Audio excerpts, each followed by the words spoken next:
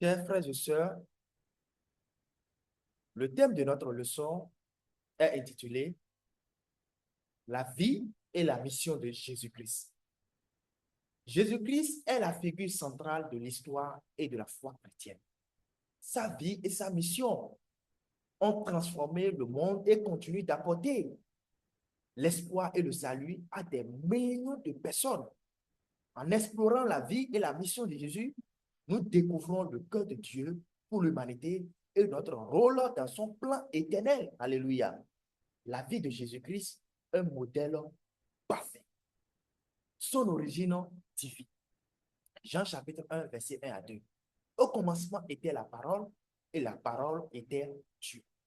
Au commencement était la parole, et la parole était Dieu. Jésus est pleinement Dieu et pleinement homme. Jean 1, 14. Il est venu sur terre pour révéler Dieu à l'humanité. Sa naissance miraculeuse même. Luc chapitre 2, verset 10 à 11. Jésus est né d'une vierge par la puissance du Saint-Esprit. Sa naissance à Bethléem avait été prophétisée dans Isaïe chapitre 7, verset 14 et Michée 5, verset 2. Sa naissance marque l'entrée de Dieu dans l'histoire humaine pour sauver l'humanité. Une vie sans péché.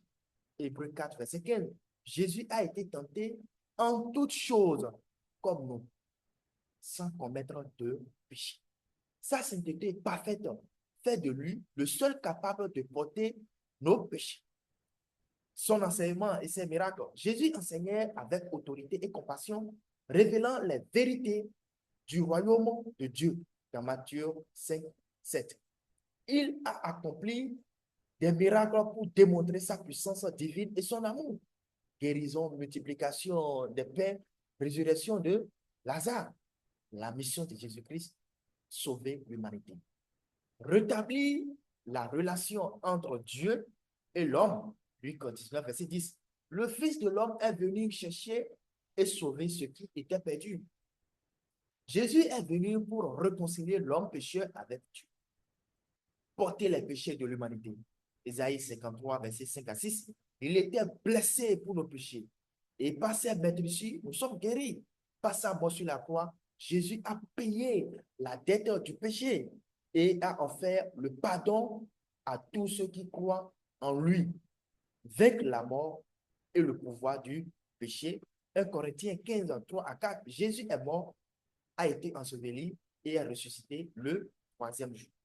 Sa résurrection prouve qu'il a triomphé de la mort, qu'il est le chemin vers la vie éternelle. Alléluia. Établir le royaume de Dieu.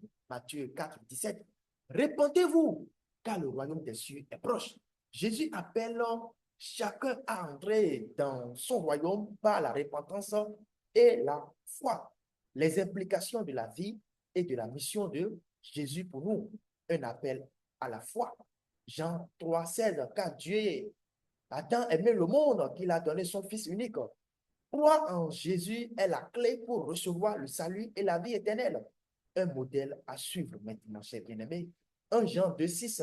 Celui qui dit qu'il demeure en lui doit marcher comme il a marché. La vie de Jésus est un exemple d'amour, d'humilité et d'obéissance à Dieu. Un mandat pour la mission. Matthieu 28, verset 19 à 20. Jésus confie à ses disciples la mission de faire de toutes les nations des disciples. En tant que, en tant que ses disciples, nous sommes appelés à partager l'évangile et à vivre comme témoins de sa grâce, une espérance pour l'avenir. Jean chapitre 14, verset 3. Je reviendrai et je vous prendrai avec moi. Jésus promet de revenir pour établir un nouveau ciel et une nouvelle terre où régnera la justice. En conclusion, la réponse à Jésus. La vie et la mission de Jésus-Christ sont une démonstration de l'amour inconditionnel de Dieu pour l'humanité. Il a tout donné pour nous sauver et aujourd'hui, il nous invite à le reconnaître comme sauveur et Seigneur, à marcher dans ses voies et refléter son caractère, partager son amour avec le monde,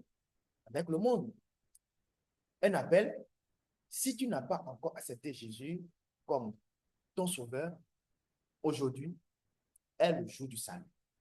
Si tu es déjà un disciple, renouvelle ton engagement à vivre pour lui et à accomplir sa mission. Que la vie et la mission de Jésus inspirent chacun de nous à vivre pour la gloire de Dieu et à attendre avec joie son retour. Amen.